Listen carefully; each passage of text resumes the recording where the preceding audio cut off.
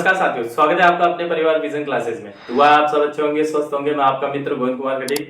साथियों, हम क्लास 10 विज्ञान का थर्ड चैप्टर धातु एवं अधातु पढ़ रहे थे। आज अपना ये लास्ट टॉपिक रहेगा जिसका नाम है धातुओं का परिष्करण। इसके बाद एक और टॉपिक है संक्षारण। इसके बाद ये चैप्टर कंप्लीट हो जाएगा अपना। धातु के परिष्करण में हम क्या पढ़ने वाले हैं? धातु का परिष्करण मतलब धातु को हम शुद्ध कैसे कर सकते हैं। तो धातु का परिष्करण करने के लिए हमें एक विधि पढ़नी पड़ेगी जिसका नाम है विद्युत अपघटनीय परिष्करण विधि। इस विधि के द्वारा हम कॉपर, टिन, निकेल, चांदी, सोने को आदि जो धातुएं हमने बताई है उसको हम शुद्ध कर सकते हैं। तो स्टार्ट करते हैं आज का टॉपिक, धातु का परिष्करण। इसमें हम कौन सी विधि पढ़ने वाले हैं? विद्युत अपघटनीय विधि। विद्युत अपघटनीय विधि के द्वारा हम धातुओं का परिष्करण करेंगे। इस विधि के द्वारा हम कौन कौन सी धातुओं का परिष्करण कर सकते हैं? एक तो जैसे कॉपर का कर सकते हैं, जिंक का कर सकते हैं, टिन, निकेल, चांदी और एयू। एयू मतलब सोना, एजी मतलब चांदी, निकेल, टिन, जिंक और कॉपर। इन सभी धातुओं का निष्कर्षण या इन सभी धातुओं को शुद्ध हम इस विधि के द्वारा कर सकते हैं। तो सबसे पहले हम समझते हैं इस विधि में होता क्या है। विद्युत अपघटनीय विधि के अंदर सबसे पहले आपको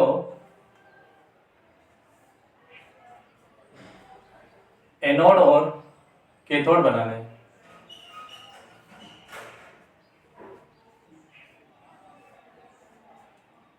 प्लस वाले टर्मिनल को एनोड से जोड़ना है और माइनस वाले टर्मिनल को कैथोड से जोड़ना है।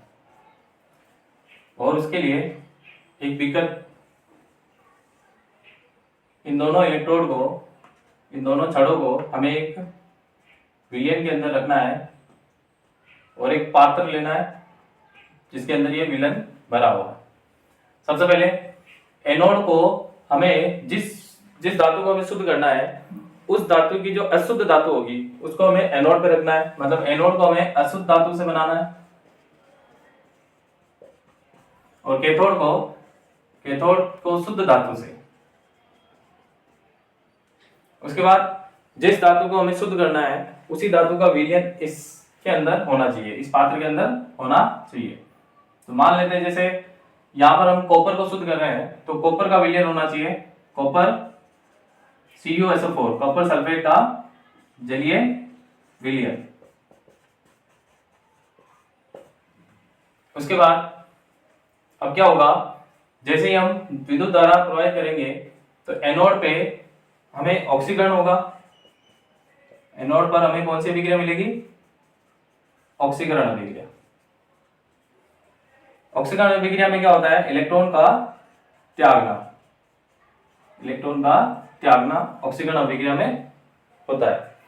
एक बात और ध्यान रखोगे, यहाँ पर एनोड को जिस धातु को हम शुद्ध कर रहे हैं उसकी अशुद्ध धातु को हमें एनोड से बनाना है और शुद्ध धातु को हमें कैथोड से बनाना है। और जिस धातु का हम शुद्धिकरण कर रहे हैं या परिष्करण कर रहे हैं उस धातु के विलयन को हमें इसके अंदर भरना है, इस पात्र के अंदर भरना है। उसके बाद विद्युत धारा जब अप्लाई करेंगे तो धारा हमेशा उच्च विभव से निम्न विभव की ओर गति करती है, जबकि इलेक्ट्रॉन जो है वो धारा के विपरीत और गति करते हैं, यानी कि इलेक्ट्रॉन इस दिशा में गति करेंगे। उसके बाद जैसे ही हम इस विद्युत धारा को प्रवाहित करेंगे तब इससे बैटरी से विद्युत धारा अप्लाई करेंगे तो एनोड पे क्या होता है? ऑक्सीकरण। और एनोड पे जो कॉपर है वो अपघटित होकर, कॉपर जो है अपघटित होकर, कॉपर यहाँ पर जो अशुद्ध कॉपर थी वो अपघटित होकर किस में आ जाएगी? इस विलयन के अंदर आ जाएगी। ये सॉलिड में था और ये किस में आ गई? एक्वस में, जलीय विलयन। एक्वस का मतलब होता है जलीय विलयन। तो यहाँ पर अशुद्ध जो एनोड थी वो एनोड पर ऑक्सीकरण हुआ और ये सॉलिड से किस में आ गई? एक्वस में अपघटित होकर इस जलीय विलयन के अंदर, कॉपर सल्फेट विलयन के अंदर अपघटित होकर पहुंच गई। उसके बाद ये इस तरफ गति करेगी। क्यों? क्योंकि कैथोड पे क्या होता है? अपचयन। कैथोड पे क्या होता है? अपचयन। अपचयन में इलेक्ट्रॉन का ग्रहण होता है, इलेक्ट्रॉन ग्रहण होते हैं कैसे? ये जो +2 है ना, ये विलयन से किस तरफ गति करेंगे? कैथोड की तरफ। ये जितनी मात्रा में अशुद्ध धातु एनोड से जितनी मात्रा में निकली है, उतनी ही मात्रा में वापस कॉपर जो है वो कैथोड की तरफ क्या होगी? निक्षेपित होगी। तो यहाँ पर Cu+2 जो है पुनः इलेक्ट्रॉन ग्रहण करके किस पे चला जाएगा? सॉलिड में चला जाएगा, मतलब ठोस अवस्था में वापस पुनः कैथोड पे चला जाएगा। ये तो इलेक्ट्रॉन का प्रवाह इधर से उधर हो रहा है, तो यहाँ से जो इलेक्ट्रॉन त्यागे गए हैं वो 2 इलेक्ट्रॉन जो है वो इस तरफ गति करेंगे और यहाँ पहुंचेंगे। अब यहाँ पर इलेक्ट्रॉन वापस पुनः इन Cu+2 को क्या करेगा? आकर्षित करेगा। इस वजह से कैथोड पे शुद्ध कॉपर जो हमें मिल जाएगी।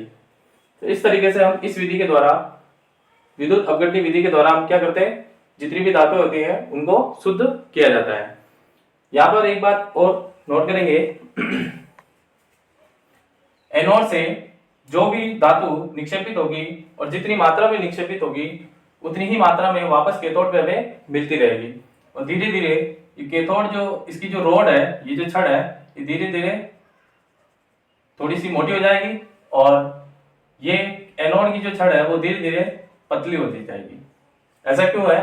क्योंकि जो जलीय विलयन में अशुद्धियां जो है, अविलेय अशुद्धियां है, अशुद्ध धातु के साथ में क्या थी? बहुत सारी अशुद्धियां थी। तो अविलेय अशुद्धियां जो थे वो किस पे निक्षेपित होकर या एनोड के नीचे इकट्ठी हो जाएगी। इस जगह बहुत सारी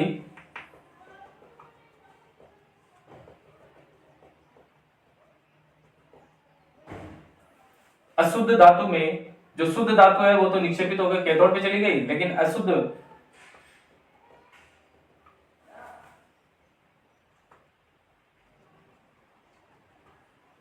ये जो अशुद्धियां हैं, ये अविलेय अशुद्धियां हैं, अविलेय अशुद्धियां। अविलेय अशुद्धियां यहाँ एनोड के नीचे इकट्ठी हो जाती है और इन्हें हम एनोड पंख बोलते हैं। इन्हें हम क्या बोलते हैं? एनोड पंख। इन अविलेय अशुद्धियों को जो एनोड के नीचे इकट्ठी हुई है उन्हें हम एनोड पंख के नाम से जानते हैं। और हमें धीरे धीरे जब यह विक्रिया पूरी होगी तो हमें कैथोड पे शुद्ध कॉपर जो है ना प्राप्त हो जाएगी। इस तरीके से हम बहुत सारी धातुओं को शुद्ध कर सकते हैं। कौन सी विधि से? विद्युत अपघटनी विधि से। तो आपको ये अच्छे से समझ में आ गया होगा। अब आगे बढ़ते हैं। अब चैप्टर का लास्ट टॉपिक है अपना संचारण, तो उसको भी समझ लेते हैं। इसको मैं बिठा देता हूं।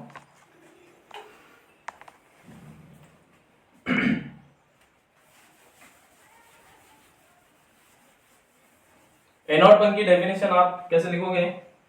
यहां लिख लेते हैं। एनोड से अपघटित होकर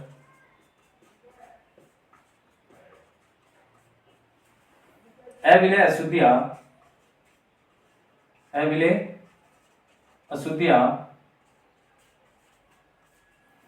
एनोड से अपघटित होकर अविलेय अशुद्धियां एनोड के नीचे जमा हो जाती है। इन अशुद्धियों को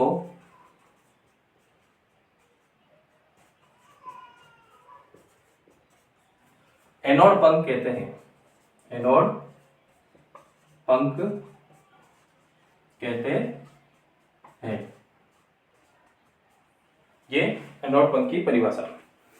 तो आपको ये अच्छे से समझ में आ गया होगा। इसको हम मिटाते हैं और इसके बाद समझते हैं संचारण क्या होता है। इस चैप्टर का लास्ट टॉपिक है, हम समझते हैं संचारण।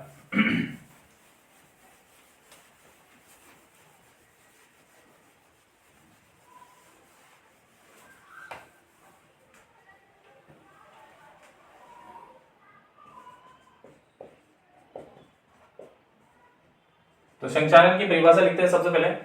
लंबे समय तक धातु आर्द्र वायु के संपर्क में आने से, लंबे समय तक धातु आर्द्र वायु के संपर्क में आने से संक्षारित हो जाती है। संक्षारित हो जाती है। इस प्रक्रिया को संक्षारण कहते हैं।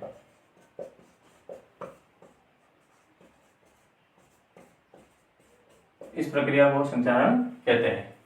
तो बहुत सारी धातुएं जो होती है वो आर्द्र वायु मतलब जिसके अंदर नमी उपस्थित हो। जब नमी उपस्थित होती है किसी वायु के अंदर, तो जब वो धातु के संपर्क में आती है तो वो उसे क्या कर देती है, संक्षारित कर देती है, और इस प्रक्रिया को हम क्या बोलते हैं, संक्षारण कहते हैं। अब इसमें संक्षारण के कारण बहुत सारी धातुएं, जैसे एग्जांपल, संक्षारण के कारण जो चांदी होती है Ag, इस पर चांदी पर काले रंग की परत चढ़ जाती है। कौन से रंग की परत चढ़ जाती है, काले रंग की। उसके बाद तांबे पर, तांबा Cu पर हमें हरे रंग की परत दिखाई देती है, और लोहे पर, लोहा Fe पर हमें भूरे रंग की परत दिखाई देती है। तो ये आप नोट करेंगे, चांदी पर हमें कौन से रंग की परत दिखाई देती है संक्षारण के कारण, काले रंग की, और तांबे पर हरे रंग की, और लोहे पर भूरे रंग की परत हमें दिखाई देती है। और लोहे पर भूरे रंग की जो परत चढ़ना है, भूरे रंग की जो परत होती है उसी को हम जंग लगना कहते हैं। ये आप नोट करेंगे। उसके बाद संक्षारण के बचने के उपाय। तो संक्षारण से किस तरीके से बचा जाता है, इसके उपाय या इसकी क्या सुरक्षा है, संक्षारण से सुरक्षा कैसे कर सकते हैं, इसमें आप लिखोगे पेंट करके, ग्रीस लगाकर, या तेल लगाकर, या फिर यसद लेपन करके।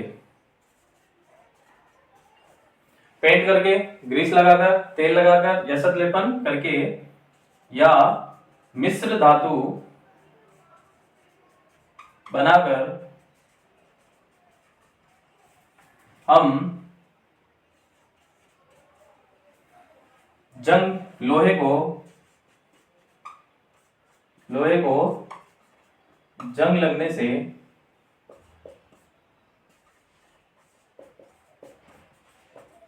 बचा सकते हैं। तो किसी भी धातु को यदि हमें संक्षारण से सुरक्षा करना है, या उसके बचाने के जो उपाय है वो क्या क्या है, या तो आप धातु को पेंट कर लो, या ग्रीस कर लगा दो उसके ऊपर, या फिर उसके ऊपर तेल का लेपन कर लो, या यसद लेपन करके, या फिर मिश्र धातु बनाकर हम लोहे को जंग से बचा सकते हैं या सुरक्षा कर सकते हैं संक्षारण से। तो ये सबसे पहले समझते हैं, ये जैसे पेंट लगाकर, ग्रीस लगाकर, तेल लगाकर, ये तो आपको पता होगा। ये यसद लेपन और मिश्र धातु क्या होता है, इसको हम समझते हैं। तो ये आपने नोट कर लिया होगा। आगे बढ़ते हैं अपन। सबसे पहले यसद लेपन क्या होता है इसको समझते हैं, फिर उसके बाद समझते हैं मिश्र धातु क्या होती है।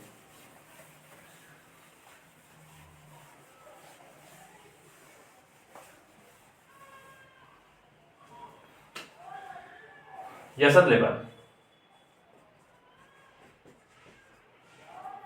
लोहे को जंग से बचाने के लिए, लोहे को जंग से बचाने के लिए उस पर जस्ता मतलब होता है जिंक, जस्ते की परत चढ़ाते हैं। इस प्रक्रिया को यसद लेपन कहते हैं। तो लोहे को जंग से बचाने के लिए हमें उसके ऊपर एक परत चढ़ाते हैं जिसका नाम है जिंक या जस्ता। तो इस प्रक्रिया को हम क्या कहते हैं, यसद लेपन कहते हैं। उसके बाद है मिश्र धातु। मिश्र धातु में इसकी सबसे पहले परिभाषा लिखोगे, दो या दो से अधिक धातुओं के समांगी मिश्रण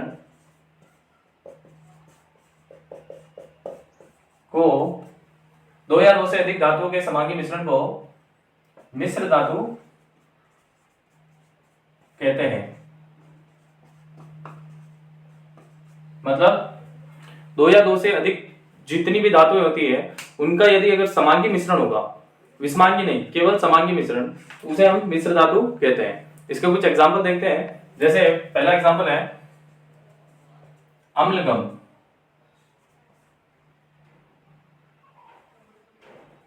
अम्लगम, ये जो अम्लगम है ये मरकरी और किसी अन्य धातु का मिश्रण होता है। मरकरी होना आवश्यक है, मरकरी के साथ किसी अन्य धातु का जो मिश्रण कहलाता है वो क्या होता है? अम्लगम।